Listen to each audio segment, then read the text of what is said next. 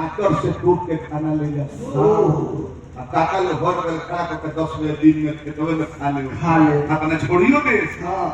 पत्नी जाने से हमार परमेश्वर हमें इनका सामने हंसी कोई तो हेने पति पड़े तो गणवे को पड़ के हेने से आंख होके खा ले माने ने खा ले एक भरी के खत्म माने मत कहीं नए नए ब्याह शादी भइल बा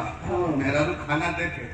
अलग अलग अलमारी में साड़ी सब आवे कल एक खाई कौन बदल बड़े इंजीनियर साहब डार्लिंग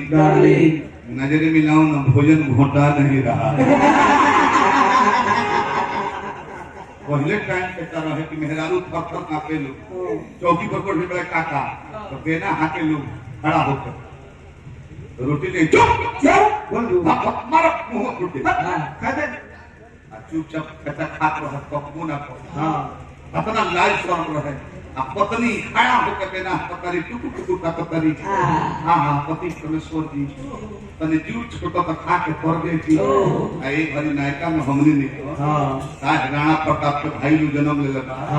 मोगिए पलंग उठा दिया बैठ के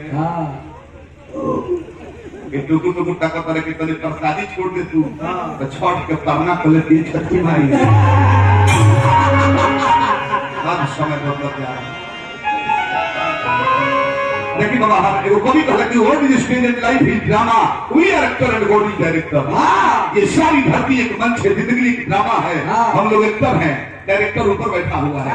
जब वो जन्म लेने पड़े तो डायरेक्टर भेजे बड़े क्या तारा फिल्म में रोल करके 100 बनी 100 बनी 150 बनी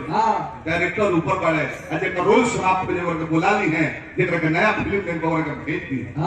ये नहीं हो बने हानि कर रहे के ससुरा कहां बा बलमुआ के घर है तू तो जीवन में अपन अपने ससुराल हो जब पीवा आई है लेके चल जाइए तो फिर लौट कर नहीं घर में आवे ना कौन सी गलो ये हमारा चमकल के घर इतना सुंदर सुंदर सीन कोई बड़े होंगे